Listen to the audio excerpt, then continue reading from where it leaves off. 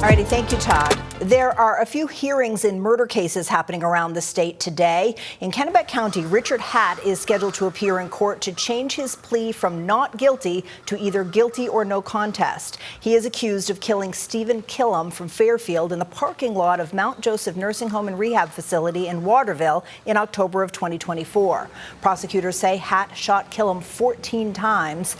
A change of plea at this stage of a case often indicates that some sort of plea deal has been reached, but if that is the case here, the details have not yet been made public.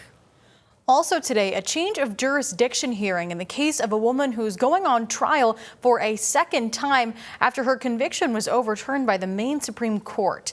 Kaylee Brackett was found guilty of killing Kimberly Neptune in 2022.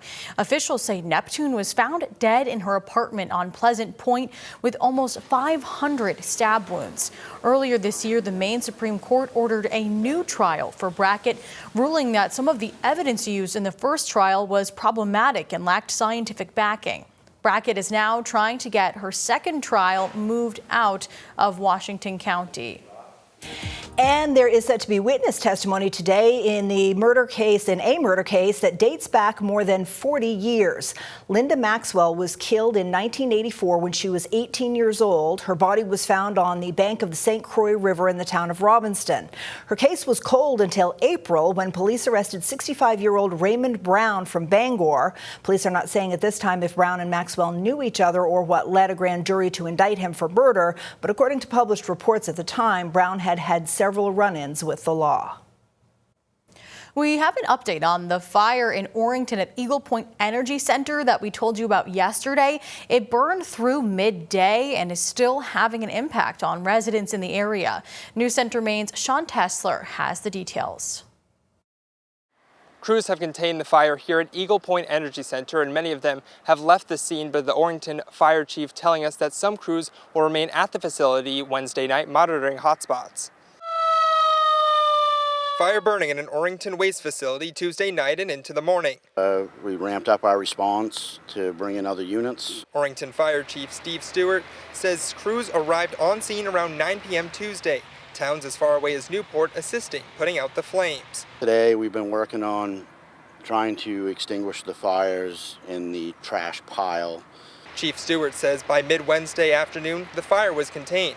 Crews are expected to continue monitoring hotspots throughout the evening. Chief Stewart adds nobody was injured in the fire and the cause is still under investigation. Eagle Point Energy Center is a waste facility currently being operated as a transfer station. The site experienced another fire 2 years ago. Chief Stewart says while this fire is smaller, they've learned on the past experience to fight it. But we dealt with some of those same challenges then that we are today. So certainly we learned some things last time, and we were able to use those at this one to help us manage it more successfully. The fire also creating unsafe conditions in the region. The Maine Department of Environmental Protection putting out an air quality alert Wednesday morning, meaning there was high particle pollution in the Bangor area.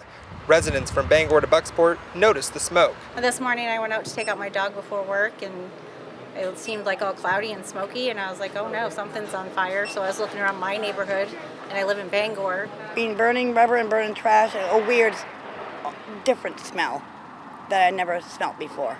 The Maine DEP has updated its air quality report as moderate as the fire's been knocked down. There are no forecasted issues for Thursday. Reporting in Orrington, Sean Tessler, News Center Maine. That fire in 2024 at the waste facility took more than a week to completely put out. Orrington's fire chief says it was a smaller fire this time. We'll keep you updated as we learn more about what caused the fire and its impact. We are also following a house fire in Casco. It happened yesterday right near the Casco-Raymond town line and had quite an impact on traffic in the area. The fire, we're told, is now contained. This is at a farmhouse at 424 Poland Spring Road. Now, Adam Maduro with the town's fire department told us that when they got there, the attached barn was on fire and had partially collapsed. At that time, it was beginning to spread to the house, the fire was, but again, they were able to contain it. Maduro says one firefighter had to be evaluated for heat-related issues, and one person was taken to the hospital. He also said that there were animals in the barn at the time of the fire. All right, thought we were going to hear from him, but apparently not. He said that the fire marshal's office is investigating. As for the status of the animals, we're told they all got out and were accounted for except for one cat. Katie? The Portland Fire Department says crews responded to an all-hands fire on Hicks Street. In a post to social media, the department said that when they arrived to the fire yesterday evening, they found that a kitchen fire had moved to other parts of the home. They say that as additional support arrived, the fire was quickly put out. Crews remained on scene for overhaul operations. The Belfast Police Department is warning people about a scam in the area. They say the gold courier scam starts with a call or other communication from someone impersonating a support agent or government officials and claiming a fake problem with your bank. They say that the scammer will then try to get you to liquidate your savings and put it into gold bars. A physical courier will then be sent to pick up the gold to put it in safekeeping for you. This is the scam. Belfast police remind the community that no legitimate entity will ask for gold, never to give financial assets to a stranger, ignore computer pop-ups and urgent calls, and always verify communication with your bank directly. If you're the target of a scam like this, you can contact your local law enforcement.